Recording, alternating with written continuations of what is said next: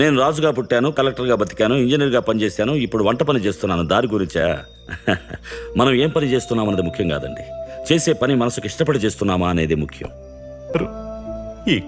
ఇక్కడ నేనే రాజుని, మీ అమ్మాయే రాణి. రాజమహల్లో ఉంటేనే రాజు అవుతానా?